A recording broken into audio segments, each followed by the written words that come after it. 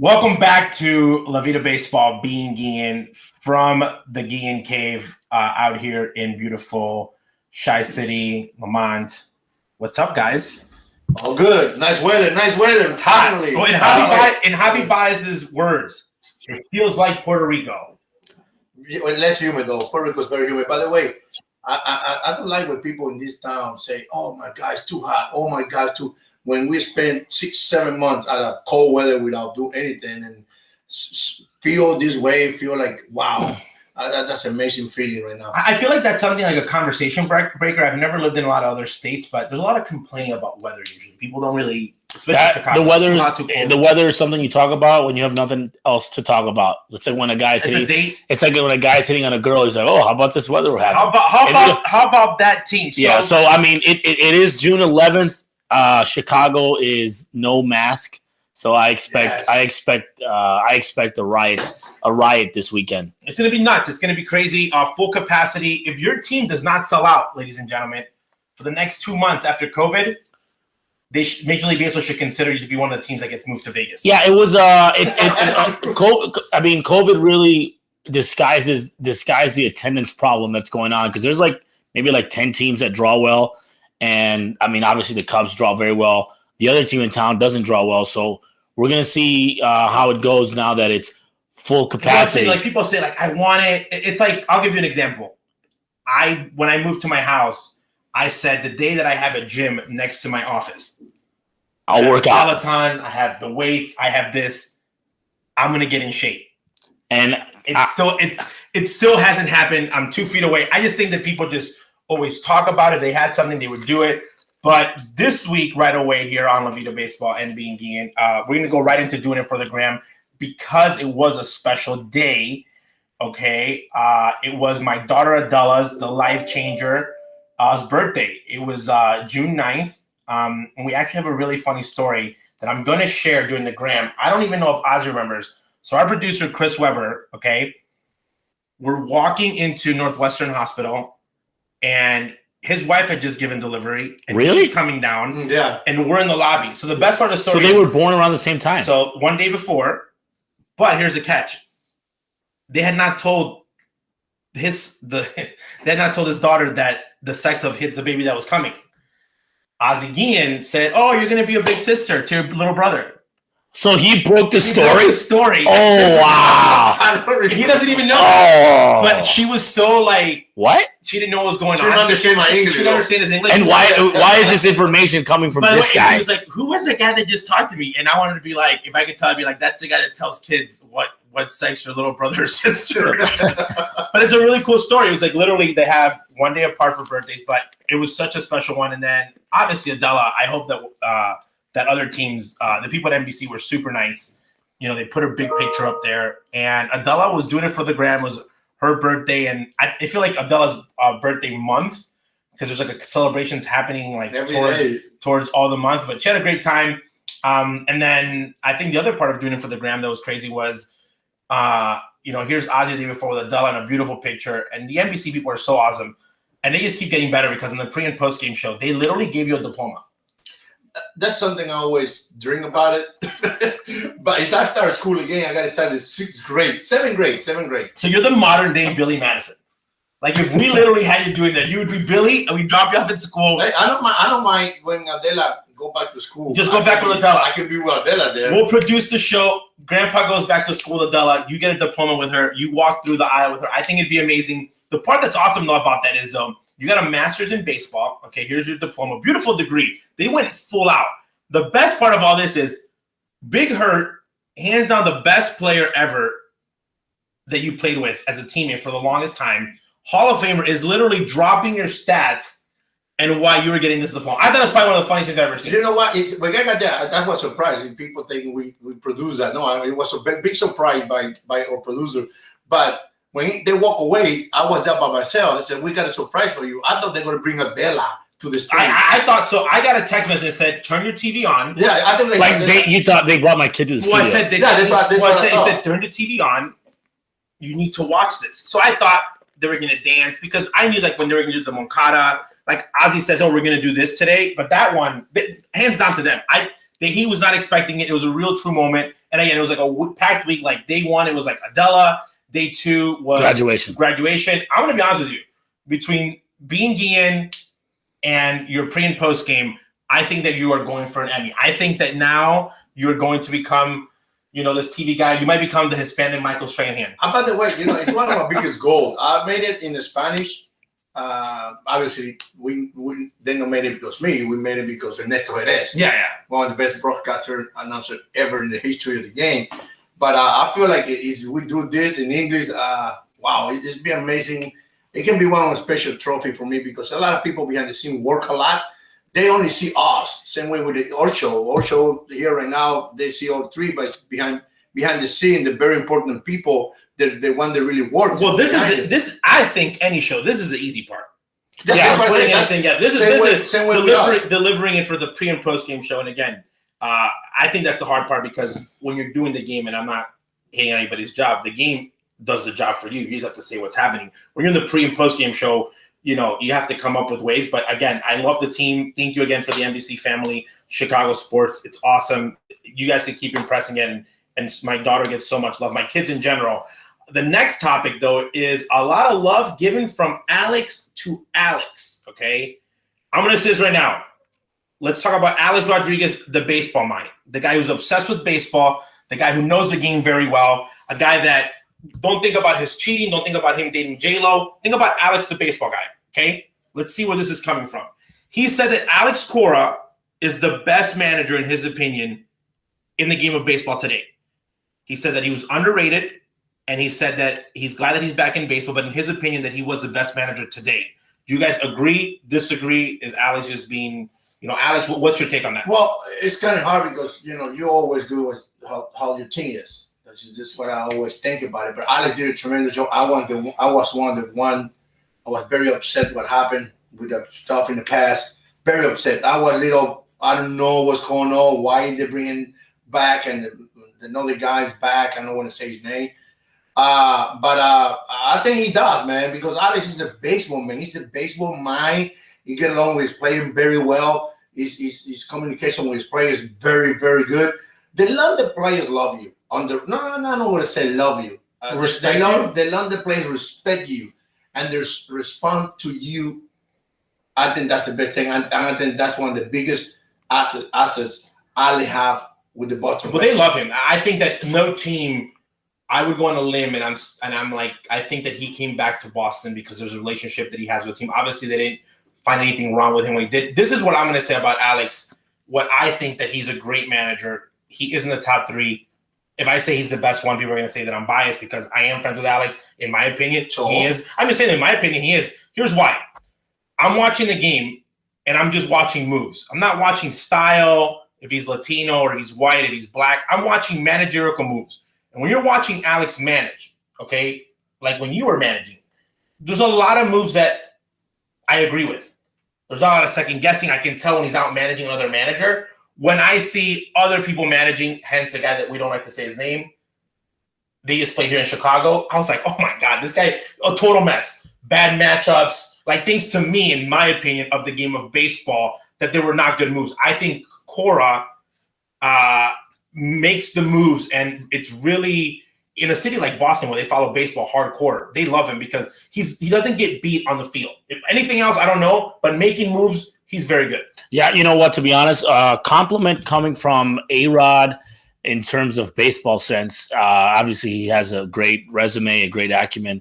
Alex is by far, it has to be, even if you aren't a fan of him, he has to be top 3 managers in baseball.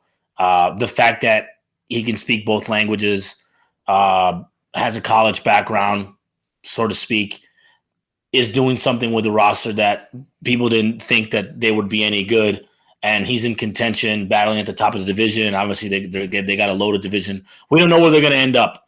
But if they keep playing like this and he keeps doing these kind of things, I wouldn't be surprised if he's a candidate for manager of the year. I got Alex at this. He's at a point right now, okay, that I thought this Boston Red Sox team was going to be so bad. I ridiculed it. I texted, I said, hey, I'm going to talk about your team. He goes, you got to do what you got to do. He believed in his team, but I said, the utility team, I was like, Kike, Marwin. I'm like, are they going to have a super utility team? I literally made fun of that team. I said they're going to be in last place. They might lose to the Orioles. Like, I went really off the ledge. If he makes it to September playing competitive baseball, that's like a playoff berth. Like legitimately, he's missing Sale. They have traded Mookie. There's a lot of missing pieces. So that's what I think. And coming from A-Rod, again, when Alex talks about baseball, if Alex was talking about other stuff, I don't, it's a give or take. When he talks pure baseball, I think that he's a great baseball mind. Well, on Shark Tank, I listen to him too. Yeah, well, again, but I'm saying in baseball, I think that he's probably one of the smartest guys because he's obsessed with baseball. This is a problem with us now, is that we get upset because of not what they're saying, it's who's saying it. Who's saying it? So when A-Rod, makes a comment, everyone always says, "What do you know? You're a cheater. You cheated twice, blah, blah." I'm like, do not distinguish the two and say, hey, listen, just because you don't like a guy, but he might have, good background and good information of what he's saying. I think for you to be a cheater or get to that level, you have to be so knowledgeable of what you're already doing. So we have to respect Alex's opinion. And I don't think he didn't go, and say the sky's green. I mean, he said Alex Cora is the best manager in baseball. I think most people would probably put him top 3. I looked at the list of managers out there. Okay, I put him down. Obviously, Tony's managing most wins. Obviously, automatically, you're a Hall of Famer in my book. The thing is, I'm sorry. But the thing is, Tony is Hall of Famer. He's another manager. Right, Hall of Famer, good for you. I'm saying the list. Yeah, but I'm not putting Tony La Russa in that list right now because it's not 1989. Yeah, the thing is okay. No. I'm doing right now because we cannot be living like, hey, I'm making this move because I'm a Hall of Famer and the guy. Okay, no. That's my point. I love Tony La Russa. Oh, hey.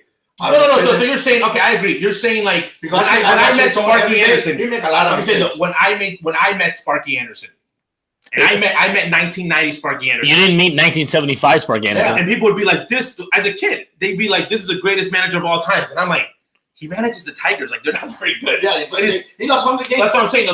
So again, you're saying that right now, like, it's a pound for pound fighter. You're saying right now, Tony is not top 3, which is fine because of the moves. No. But I'm saying he might not even be top 10. But I'm saying even on that list though, I was trying to make the argument of Alex not being there. Be like, let me find other guys that are not there. That it's not Alex. Give me 3 other guys that you like this season. I like Mike Matheny. I like Ross from the Royals. David Ross. Martinez. Washington. Dave Martinez. I mean, Dave Roberts just won a World Series. Yeah. Last year, so you'd have to put him. You know who's been managing pretty good? I told you, San Francisco. Kapler. He's literally, I don't know if it's his coaching staff or he just said, I'm not going to be as out there. He's been very, very simple, being very quiet, just doing the right moves, making the right one. Again, I think Cash, what he's able to do with that. That's another guy. I don't know if it's the analytics. If it's Kevin Cash. But the guy make people disappear stuff. Houdini? No, he's Siegfried and Troy. No, he's gonna say David Copperfield. He's there. He's David Copperfield. Yeah, he's David Copperfield. Yeah, of your era. No, he's pretty good. So again, we can do a whole conversation on managers because I don't think they get enough credit. Okay, on like how hard their job is, especially now because I think there's a lot of more things that you have to deal with in the clubhouse. Players are really concerned about everything pretty much. Just a different game. So again, I think anytime Alex Rodriguez talks about baseball, you got to stop and listen because that's 20 years in pro baseball, highest level. And besides that, I spent all my life in the baseball. I don't like baseball the way. No, he's obsessed. And I don't like baseball the way Andrew Jones does. I don't like baseball the way. Well, I'm saying, Andrew, when we're talking about Andrew Jones, that you literally laid it off to the next topic. So as a junior, okay, I'm a junior.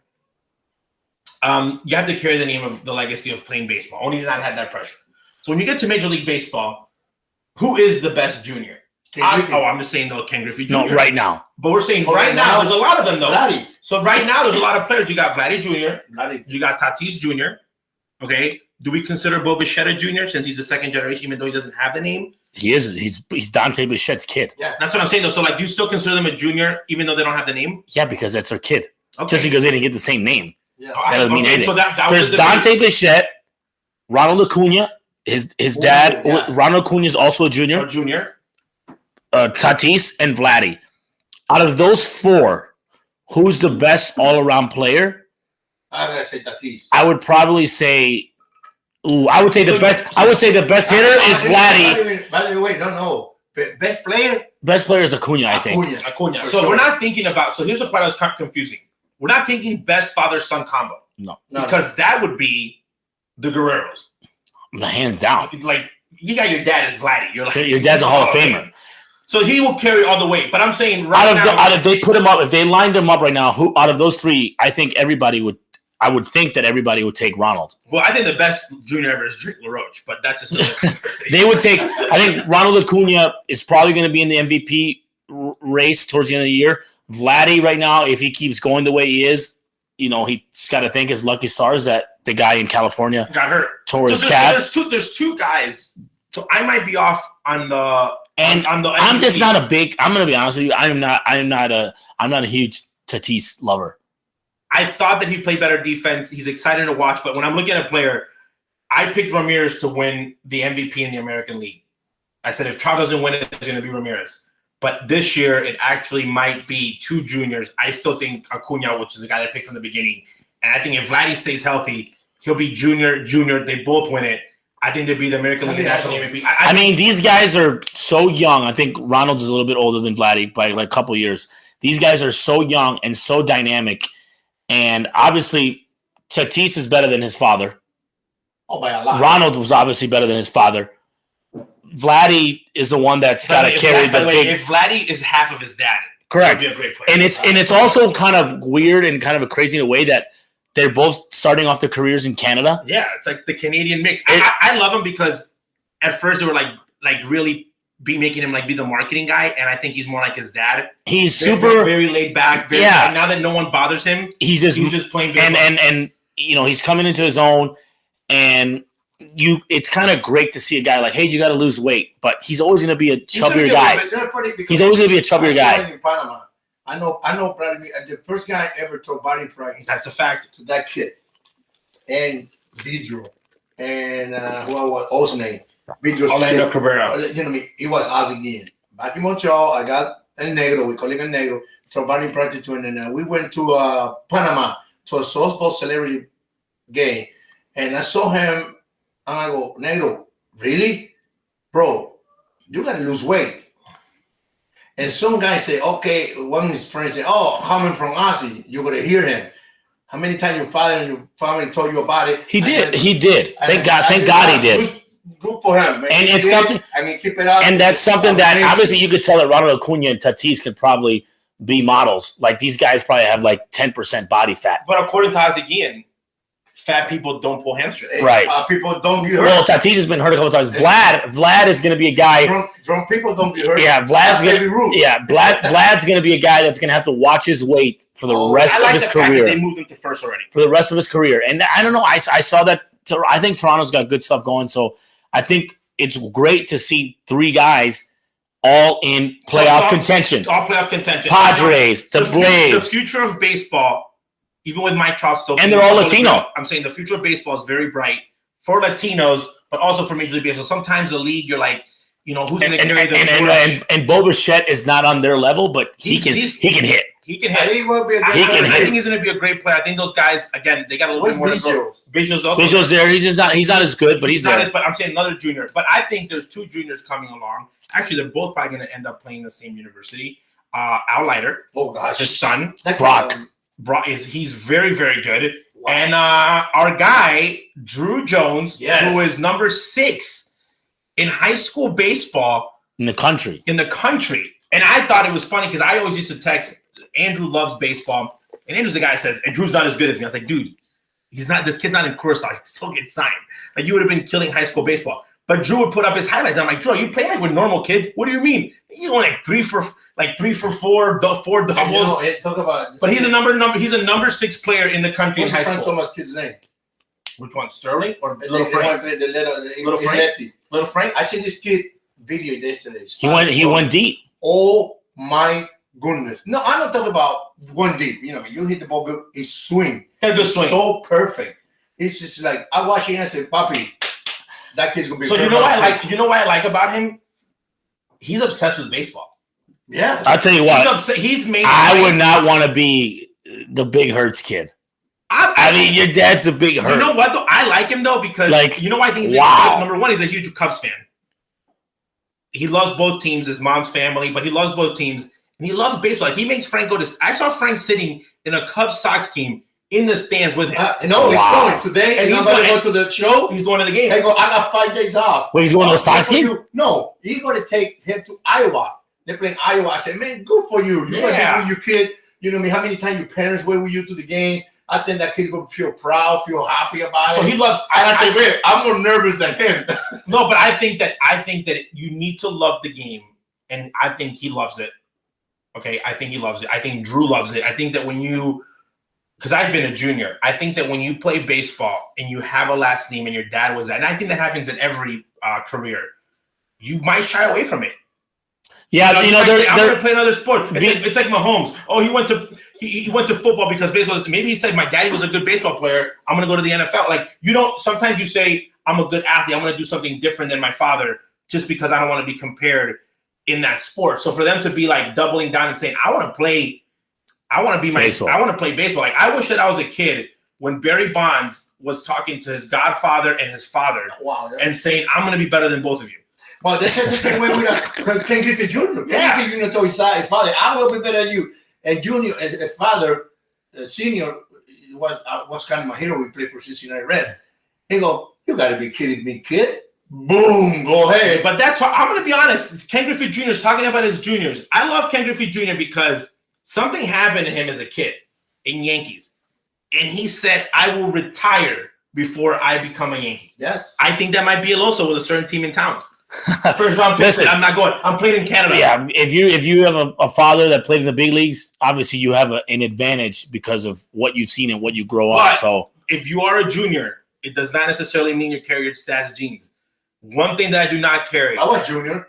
I'm saying you were, but one thing I do not carry. I'm probably the worst defensive son you have, and I did not carry anything from your defense. Like, if you saw me in the infield taking ground balls, you would have thought that my dad was Weber. Give me like a really bad defender, short, like they run through. You think I'm the big hurt, like a liability in the infield, and I got better, but it doesn't help out. But again, a lot of juniors, I love it. Another kid that again, I wish that I would have gotten his picture. Robinson Moncada, he's also a young one, stud. The other day, he put a picture up of all his rings that he had won. Another Moncada. Yeah, about Duque. So you got a Duque's kid. He's playing in FIU. His teammates are Girardi's kids. So baseball, that's one thing I like about baseball is the second generation. But right now, the creme of la creme of Major League Baseball is a replica of 1990 superstars grow up to be superstars at this moment. So the future of baseball is safe. So I want to go into a segment that's called Real or Fake. Could I call it BS or not? Right now is a 60-game season. Is that what they played? That's what they played. So COVID season, we would have been in the playoffs already. Real or fake? Okay. I'm going to talk about the first one because I'm not going to give comments on the other on one of the teams that we're talking about. No longer talking about them. You guys can talk about them. But I'm going to give one that I picked from the beginning. Okay. And everybody said that I was crazy. Still, they might be sellers. So it's really hard. And I said, I'm still going to ride them even if they sell. The Chicago Cubs. Are they for real or are they fake? Real. You think they're for real? Yes, because the division is not playing well. St. Louis is not the type of people we thought they're going to. By the way, you're going to say St. Louis is not who we thought they were going to be. No, but yeah, Milwaukee. I think the Chicago Cubs going to be there. You got to hang all the way to the end. I think it's. I want to say they're real, but I don't know. They're in a really, really tough spot because of the contract situation that's going on with them not being able to sign Chris Bryant to an extension. They don't want him to walk away for anything. So they're in a really, really tough place. What are they? They have. So what are they really going to get? The Cubs are playing the Cardinals today. The shortstop too. Well, Baez he has another year contract. They want to sign. I have a question though. They want to sign him long term. Okay, but I have a question about Bryant. Okay, you're in the middle of the pennant race. How valuable is a playoff to you? If you're him? If you're the Cubs, is it worth trading him and not going to the playoffs? What are you getting in return? Because unless Do you really think a team's going to give up their top prospects for Chris Bryant? No. For a couple months. That's what I'm saying. For a couple months. So do you think it's worth it for the Cubs to just give them up for nothing and miss out on the playoffs? I think the Cubs. I think if the Cubs make the playoffs with Theo Epstein leaving, and they make the playoffs, would be and for Ross, and I think it's Hoyer. If they make the playoffs the year that Theo leaves, and everyone writes them off, and they make the and they make the playoffs, that would be an unbelievable win for the Chicago Cubs, because that's the difference. They're playing with no pressure right now. They're on my list with the Red Sox. If they compete to September. They're playing. Grandpa Rossi. They're playing with house money, and when teams plays with house money, there's no pressures on these guys. Right now, they got the Cardinals coming in. They didn't sign Arenado. They didn't sign it exactly. They got Nico Horner. Exactly. So it's like we're not supposed to be. We didn't. People wouldn't have cared if they lost 100 games. They are there. They are competing, and I'm going to say they're for real. Their division is not good. No. So I want them to. If they're close to the playoffs, the reason I want to. The two teams in town got a bad division. The two things that people don't realize, and this is the reason why I thought that the team that we got a Sox fan here. The Cubs are always fake. Contract negotiations will cause a distraction, and it's only a matter of time before those bats go silent, like the beginning of the year. By the way, so who said that? I'm not going to say their name. A fan. That's a Sox fan said that. Because this is a Sox fan named Gremley. By the way, this is where I'm going to shut you down. They've been in the playoffs a couple more times than your team has, so they haven't been fake. This is the reason I like playoff teams. Because when you get to the playoffs, anything can happen. Okay? Because the teams that are championship teams, everyone now thinks that they're the predictor. They think they're Latino. They think they can know everything. So they say, the Yankees are going to be in the World Series. The Yankees might be sellers. So you don't know when you're thinking. Right now, White Sox fans are like, we're going to go to the playoffs in 2002, 2003. Our window. When does Moncada leave? Our window's 10 years. You don't know that. The Dodgers were in the window of 15 years. Matt Kemp was on the team with Andre Ethier, and they just got one. David Roberts was playing against them. Yeah. And they just finally got one out here. The Cubs, the team of the century, the team that beat everybody in the playoffs every year, got one ring. Yeah, but people don't realize that they were in an LCS a couple times, but they only got one. The Indians, the Tribe, Jim Thome, ringless. Probably one of the best teams assembled. So you can't say, when we get in 06, after 05, the Sox were like, 06, we're in the playoffs. Pack the stuff. 90 games, we didn't make it. 93 games, we don't make it. That's what I'm saying. So you can't, and they made it 07, everybody got hurt. Oh, wait. So in baseball, you can't say, this is not basketball. Say, hey, we got a guys. Baseball is obviously the hardest sport to predict. And if you do have, what's the other team on the list for I'm going to go, we'll do the team, we'll do the other team there. We got the Giants. For real or fake? I'm going to say fake. Ooh. I'm going to say fake because I think that there's still like 100-something games left. When the dog days of summer come, July, August, and that's usually when you start seeing teams like really in full mode, full gear. I just think that the Dodgers. I just think that the Dodgers and the Padres just have a better roster. Do you think that they eventually sneak in though at like a wild card team? I do not. Okay, but also that's another team that if they compete, but if they're facing the Dodgers in September 10th for a meaningful game, that's a huge win. That's a huge win for them because the Giants did not spend the Dodger money, and there's a $1 billion. We have someone saying that, reminding us that the Seattle Mariners won 116 games in 2001. Again, and what do they have? Well, they got lost. I was there. First round. No, they lost to the Yankees. At first round. First round. So that's what I'm saying. So making the playoffs. Cleveland, no, Yankees. Yeah. So I was in town for that. So getting to the playoffs, I think you have to, in order to win a championship, you have to qualify to be in there. You can't win a championship without getting to the playoffs. So I think the first step is the playoff. So the team, I'll let you guys give a chime on them. The Sox. I believe that the Sox only have one team that they're competing with because obviously Twins are like 9-10 games out. No, it's gonna be nice. 13. Oh, I haven't checked. I haven't seen him in a long time. He checks every day because he calls them. What do you call them? The Nemos, the piranhas, or whatever. No. He calls them little fishies. The okay. Do I think? I still think that they're going to have to battle Cleveland Indians. I think it's going to go all the way. It's a 4-game lead right now. The Sox have a really tough. I didn't realize this. I saw it yesterday in the game. I was watching it, like flipping through. They have a really tough stretch coming up as far as. Very tough. Tampa, Houston, Yankees without Boston. Now the kid, the second baseman, who was leading the team in hits. And everything. You don't realize this until they like put those stats up. Losing an everyday player is a big deal. Madrigal goes down. I don't know. They got Mendick, Larry. They got to ride this wave. They got to try to stay afloat. But if they go into, which hasn't happened all season, if they go into a stretch of, we just lost 3 or 4 in a row, more panic starts to set in. But I do see them being. They have a series in Cleveland in September. I think it's a 4-game set that I think the division will be decided that time. Okay, so I think they're going to go all the way, and then they're going to go head to head. The Indians play them better head to head, but I think the Sox are going to be there towards the end. I think the White Sox will win the division. That's it. Just because I think they had a lot of guys hurt, they got a lot of movement in the position players, but I think the pitching staff they go hold on. They're going to compete against them, and the month we've seen that. But the end of the season, September, they play against their division. Yeah, it's really bad. The division is very. They play like they still have like. You got the 12. Tigers. They got like 12 games for 13 games against Detroit Tigers and Kansas City. That's why Kansas City's not bad. I put they're only like 5 games out. Shot. When you don't have a lot of depth for the Cleveland team, for example, they're one step away from Jose Ramirez twisting an ankle and them being out. No, but the thing is, that's what I'm saying. Though, like they don't have how many guys on the White Sox got hurt and they still. No, because they have. Those guys don't have anybody. No, I'm saying though, but because the White Sox, I just said their name. That's a fine. They have depth. I mean, they were able to. I know that Pantera's like this guy who's like a mythical creature, that whatever. They were able to replace him. Eloy Jimenez, that other guy replaced him.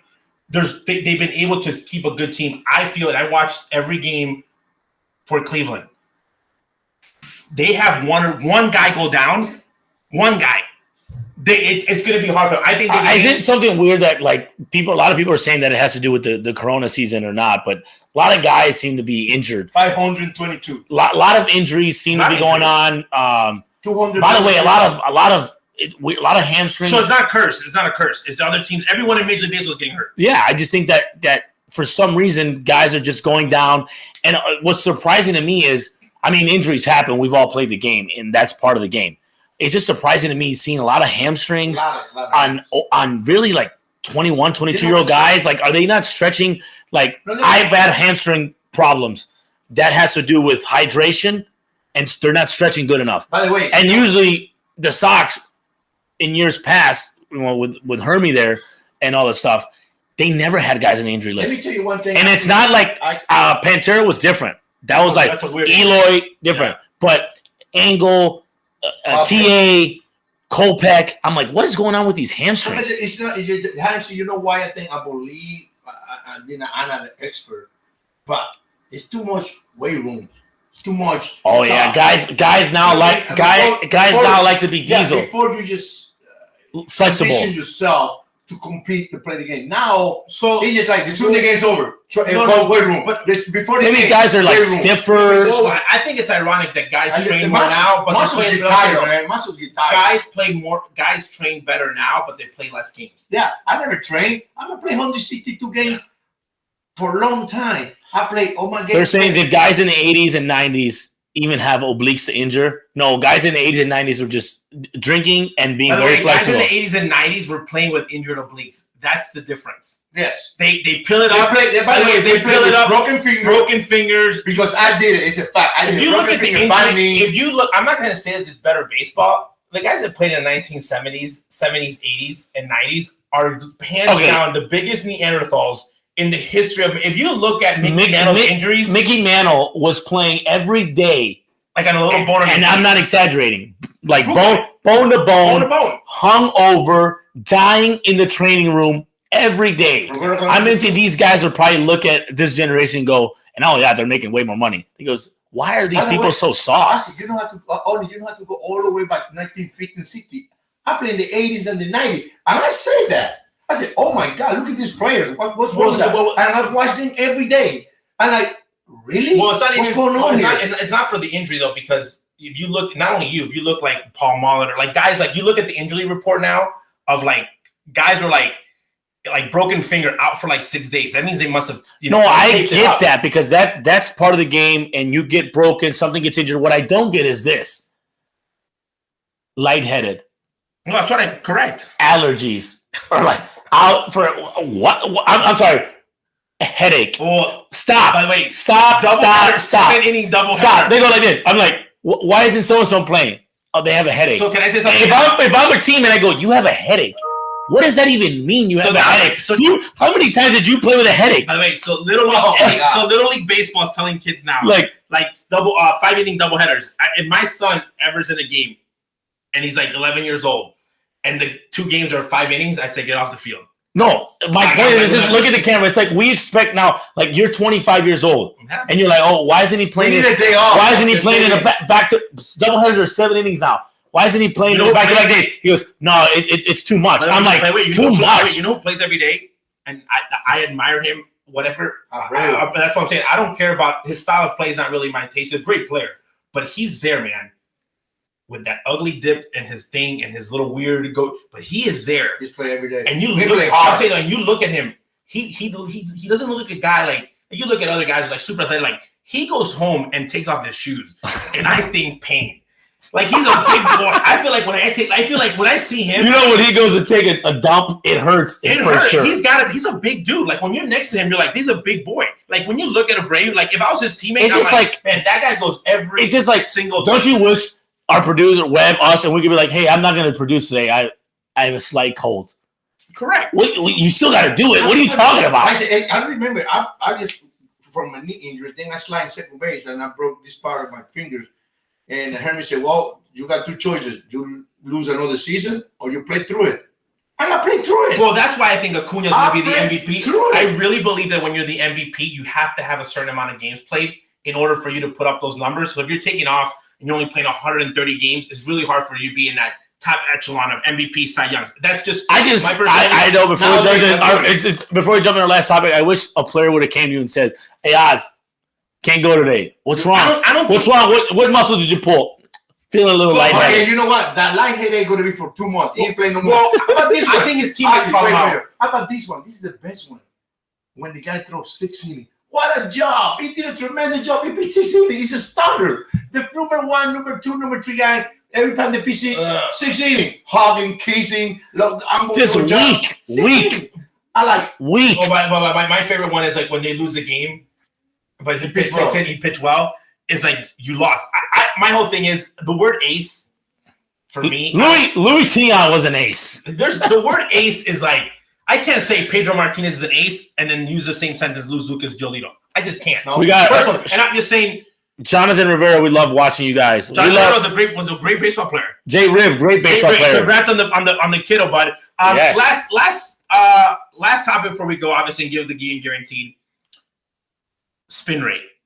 Oh God. Okay, so spin rate is the tracking of the ball rotating, and allegedly, the part that's funny is you got guys on both sides that have said, "Well, we use it, we don't use it." Garrett Cole basically said he gave the longest yes ever. By the way, Garrett, have you ever used that thing called Nest?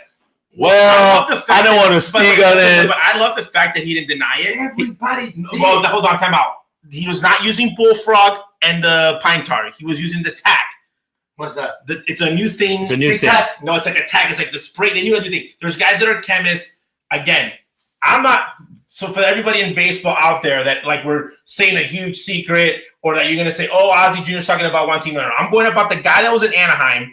You can Google his name, Bubba on the streets. He sued the Anaheim Angels, okay, and basically named every top pitcher in Major League Baseball. It's not coming from Ozzie Jr. or the Guilléns. We're going to talk about what Bubba was explaining. Then there's an article on Sports Illustrated that everybody ignored. No one's talking about it. The article basically has said we have 25 sources from Major League Baseball.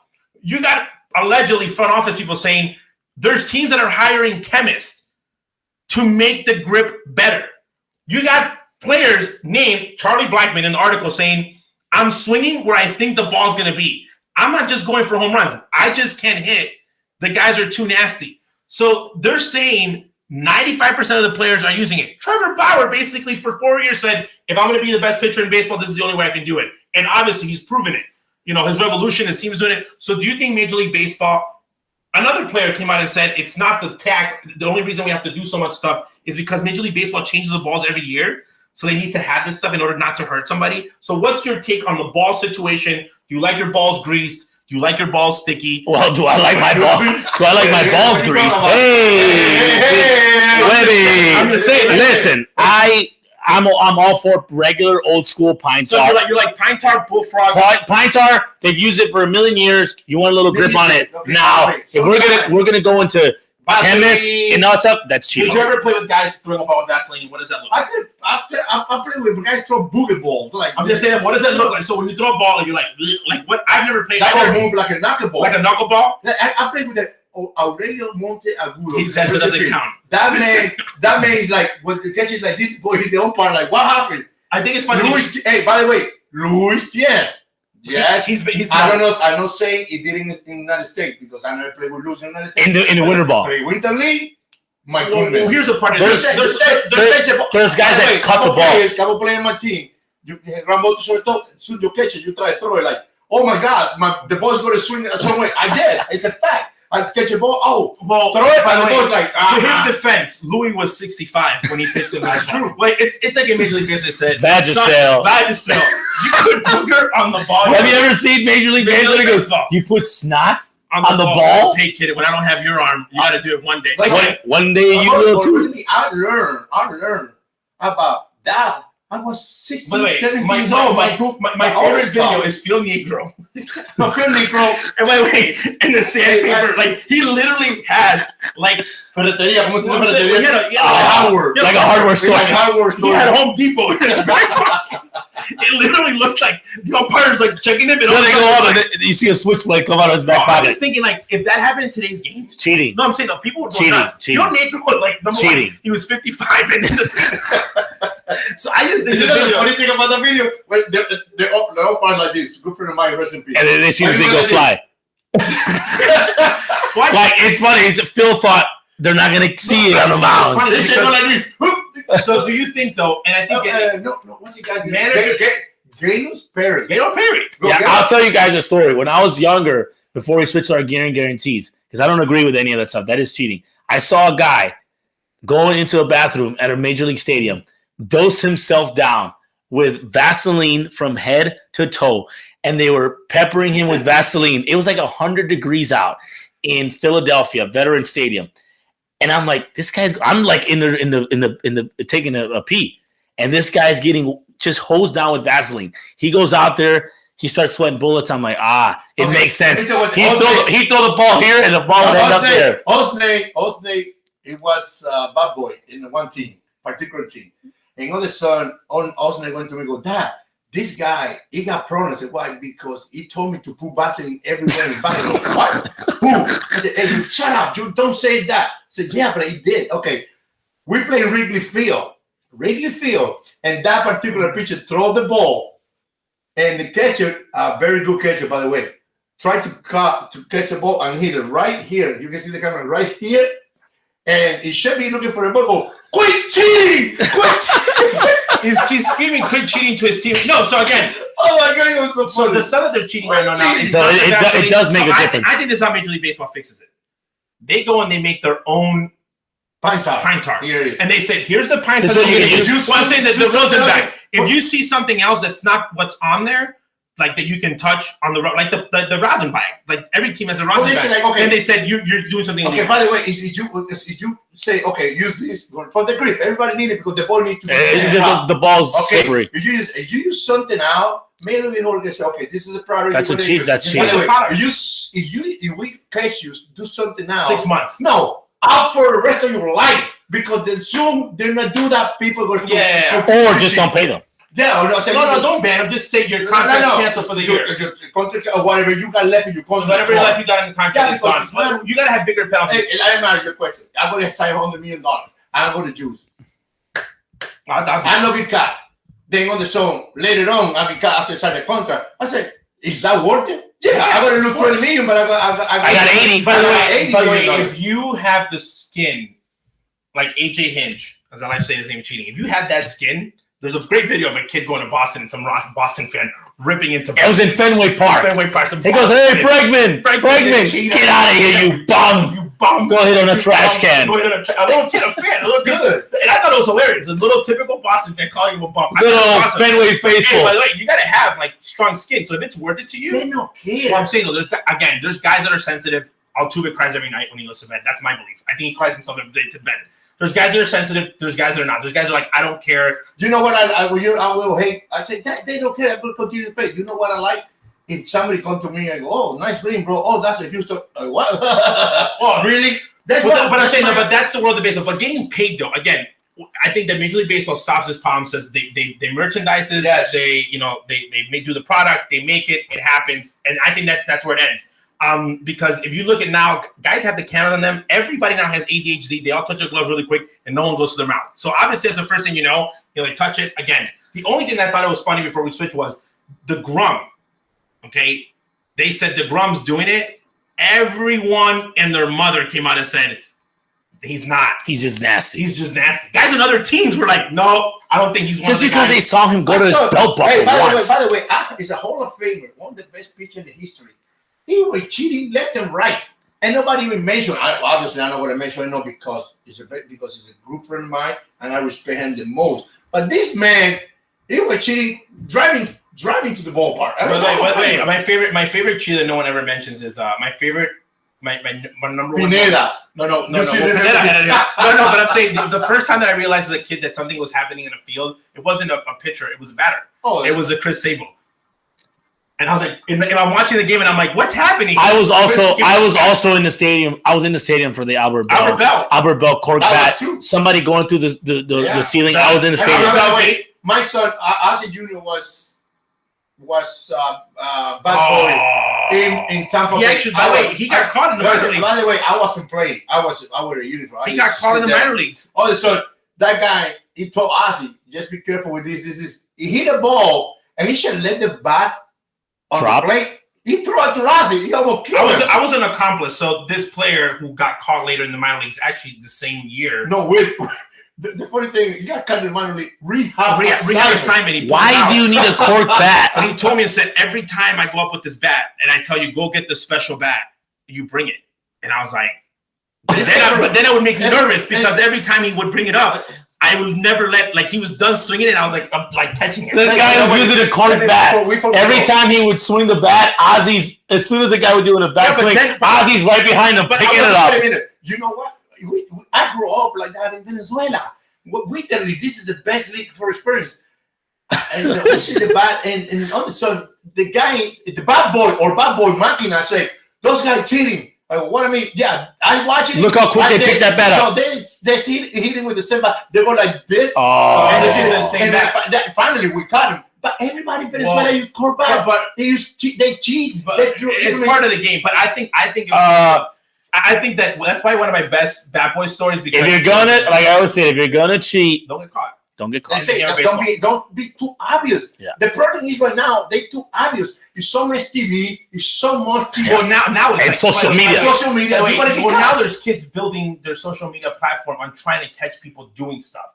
Back then it was just the team. So again, I think it's going to be something that's a story that Major League Baseball is going to have to control. I'm going to say this: where there is fire, what did it say? Where there's ashes, there's fire. Yeah. I just messed it up. You watch a movie with the umpire.